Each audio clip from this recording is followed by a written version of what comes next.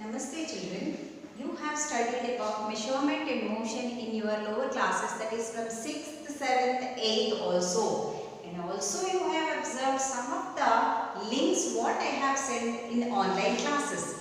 So at a glance, Second, baby.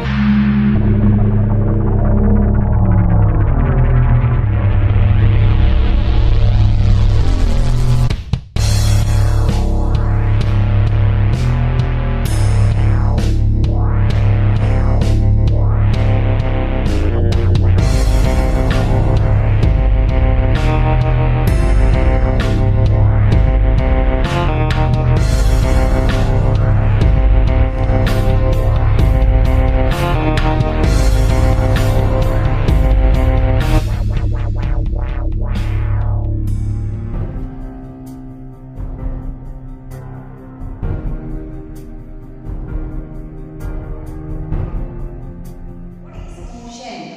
We have discussed this about this in class 7. What is motion? Anything which is moving from one place to another place with respect to surroundings and time is called as motion. What is motion? With respect to time and surroundings. Time and surroundings. Anything is moving or changing the place, it is called as motion. That is from one place to another place. One place to another place, what is happening? The surroundings are changing and time also. Suppose, for example, you are at home at 8 o'clock, but at 9 or 8:45 you will be at the school. So the surroundings of the school and the surroundings of the home are different. So you are moving from one place to another place. Then time also is changed. So that is called as motion. So my question for you is motion absolute? You need to answer this question after listening to my expression. Now, the opposite term to this is rest. What is rest? Rest is nothing but exactly opposite to the definition of motion. That means with respect to time and surroundings, if a body is not changing its place, it is called as rest. Now, some examples. If you observe, there are trees outside. They are at their place only. Today also the tree is at that place only. Tomorrow if you come, the tree will be at that place only. That is, its surroundings are not changing. Whereas, even time is changing, but the surroundings are not changing. It is not moving. That is called as rest. Now, this motion and rest are called as relative terms. Now, what is mean by relative terms? Go together. That means motion and rest will go side by side. Now, for example, are you at rest? Because you are listening to me sitting in the chair. So, on the bench or on the bench. So, are you at rest? Are you in motion? How can you say? Now, you are at rest or in motion? When you are sleeping, are you at rest or are you in motion? Now, why we are calling these two are sitting and listening to my lesson, you are in both condition. With respect to chair, where you are sitting, when you consider your surroundings and time is passing, your surroundings are not changing. So we can say you are at rest. But with respect to Earth is not at rest. It is revolving around the sun and rotating continuously. So with respect to the floor, where your legs are touching, you are in motion. Another example we will be taking. Suppose you are sitting in a train which is moving. Now the train is moving, but you are at rest. How we can say you are at rest? When you are sitting with the co-passengers, with the surrounding, your co-passengers will not be changed. So with respect to your co-passengers, you are at rest, and with respect to the surroundings outside, surroundings are going on changing time to time. So the train is in motion and you are at rest. So it is called as relativeness. So motion and rest are relative terms. Can you measure this? No, we cannot measure motion as well as rest. But some terms we are using to measure the motion or to measure the rest. What are the terms? The terms which are used to measure the rest in motion or the motion are known as any quantity or any factor or any term which is used to measure something which is measurable. What it is? Measurable. Which is measurable? It is called as a physical quantity. So, is motion physical quantity? No. Why it is not a physical quantity? It cannot be measurable. But you will use some other terms to measure the motion. What are those terms we will be seeing? So these measurable quantities can be defined as measurable quantities, and basing on the description, basing on the measurement and basing on the description, they will be divided into or classified into fundamental quantities. So, two types of, one is the fundamental quantity basing on the measurement I told. So, fundamental quantities. What are fundamental quantities? The basic fundamental or independent quantities, which is, this classification is based on the measurement, whereas other quantities dependent or derived. So how we can say this is based on measurable? On the measurement, those quantities which can be measured directly by using a device, those are called as fundamental quantities or basic or independent quantities. In the fundamental quantities, length, mass and time are the basic fundamental quantities or independent quantities. For example, length is measured by using a scale. If it is a big length, you will use a tape. Otherwise, it is still larger. You will be using a survey chain. Same way, mass will be measured by a common balance. Time will be measured by a clock or a watch. So, these are same way. Temperature is measured by thermometer. So, light intensity is measured by a candela. So, these are all the measurements which will be not needed any other physical quantity for their measurement. So, they are called as independent or basic fundamental quantities. Those are measured by using a device. What? Directly by using some device or instrument, they can be measured.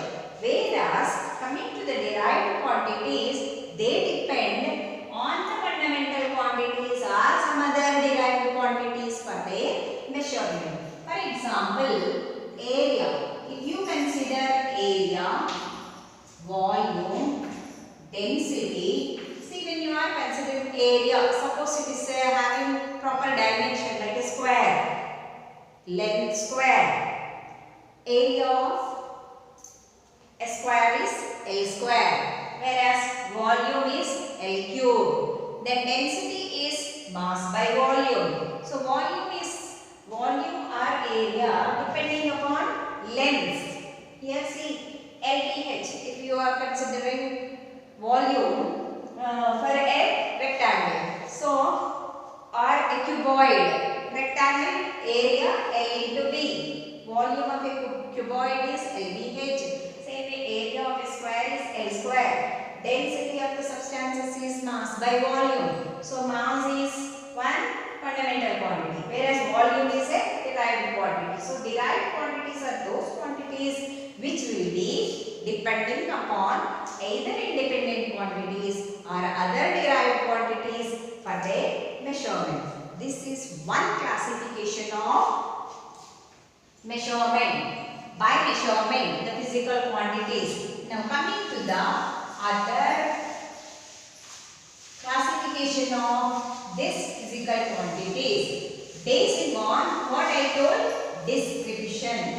Based on the description, the physical quantities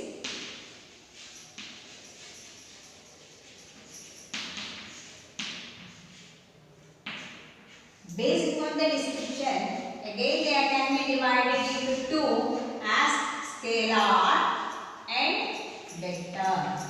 This already we discussed in the lower classes. Once again, glance we are scalar quantities. Scalar quantities are those quantities which will be depending upon only magnitude. What is magnitude? The quantity. Quantity with the unit is known as magnitude. The magnitude contains two things. The numerical value, that is a number, plus unit. For example, 5 kilometers. Now full description it is giving. See, the distance or the length I covered to come to school is 5 kilometers. So how much distance I covered? 5 kilometers. Enough. You have understood. So to reach the school, how many kilometers I have to travel? 5 kilometers. Okay. Then my house is at 5. From the school, 5 kilometers. You come to my house. Suppose if I have given this word to you, how can you come? Now, suppose from this is the school. If you are considering from school, my house, this 5 kilometers, this 5 kilometers, or this 5 kilometers, or this 5, or this 5. Which route you want to know? Otherwise you cannot come. In this way you go. My house won't come. In this way you go. My house won't come. So what I need to tell, along with the magnitude, what I need to tell you, along with the magnitude, you need to have the direction also. So when you are describing about a physical quantity, this is based on description. The classification is based on description. Based on the description, if only magnitude will be describing, completely giving one sense to your mind, that type of physical quantities are called as scalar quantities, whereas some other quantities which need along with the magnitude direction also to make you understand in the description, those are called as vector quantities.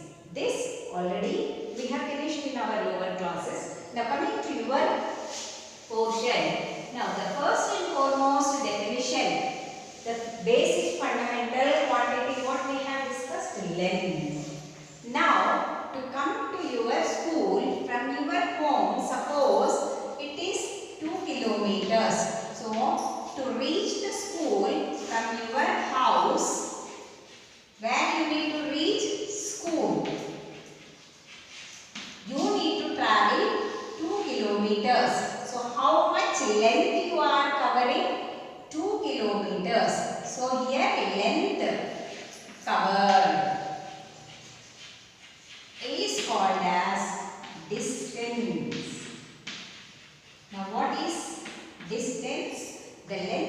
covered by a moving object from its starting point to the ending point. It is known as distance. To reach the school, what direction you are taking? Along with the distance covered, length covered, when you are describing about the positions also, that is initial position. What is initial position? House. What is the final position? School. So there are two routes. Suppose you have to come like this and to school like this. One way, the other way is this is the straight line. In this way also you need to come. So this is linear. This is another way. In which direction you are coming? So when you are comparing this way, this is long route. This is short route. So the shortest distance covered by a moving object from its initial position to final position is called as displacement. What do you call it as? Displacement. So both are length covering only, but in this case, how much length covered? Only the magnitude will explain how much length you are covering to come to school. 2 kilometers. Enough. Complete description. So distance is a scalar quantity. So this is the first term which will be explaining whether a body is moving or not. Then next thing is from where you are coming, from your starting point, what it is? House. Where is the destination point? Final point? School. So in two routes you can come. Which route you are following and which is the shortest route, that is known as displacement. So this is also length covering, but here what you have to mention? The final position and initial position with a particular direction. So it is called as a vector. What we have learned till now? We have learned 4 definitions. One is motion. Then second one is rest. And we also learned that motion and rest are relative terms. Then what we have learned? These two are the relative. Then what we have learned? What are physical quantities? What is physical quantity? We learned. And whether these two are coming under physical quantity or not, we learned. Then we have learned classification of physical quantities basing on 2 things. What are those 2 things? One is basing on measurement, the other one is basing on description. Then basing on measurement, what we have classified into 2: independent quantities and dependent quantities. Based on description, what we have learned? Scalar quantities and vector quantities. Then what the definitions we have learned? What is mean by distance and what is displacement, and these terms, what type of classification they will be coming? Both are independent quantities only, since they both are length covering only. Then distance covered is a scalar quantity and displacement is a vector quantity. These all the terms we have learned today, and my question what I asked is, motion is absolute. Now that question still if you won't get, you can answer in the next class also. Now we will discuss about what is distance. Distance can be described only by magnitude. What these two are doing, these are explaining about the motion, the quantity of motion, but motion cannot be directly measured. So distance is simply the length covered by a moving object. Displacement is the shortest distance covered by a body. Have you understood? So, now if a body is moving in a straight line path, that means this is path, representing the path. So, if a body is moving in a straight line path, it is called as linear motion.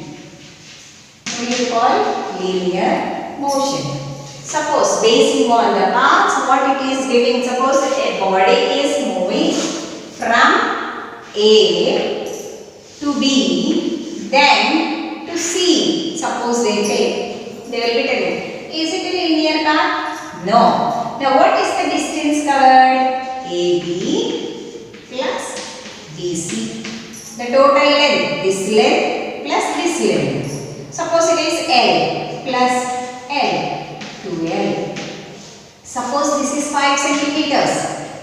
This is also 5 centimeter. Then 5 plus 5, it is equals to 10 centimeters.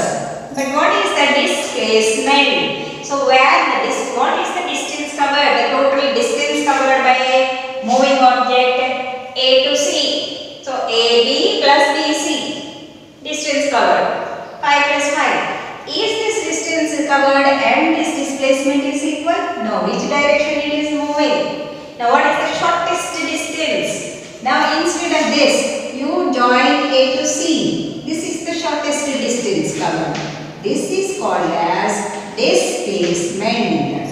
How can you calculate displacement? We will be learning in the next class. Okay, then you will be using Pythagoras theorem. This is called as, this is see how it is formed as a triangle. So this is called as, AC is called as hypotenuse. Now according to Pythagoras theorem, AC square is equals to AB square plus BC square. So AC you will be getting under root AB plus BC. Now solve the problem. Now, have you understood till this? We will be continuing still about something about distance and displacement in the next class. Then we will proceed to the other definitions.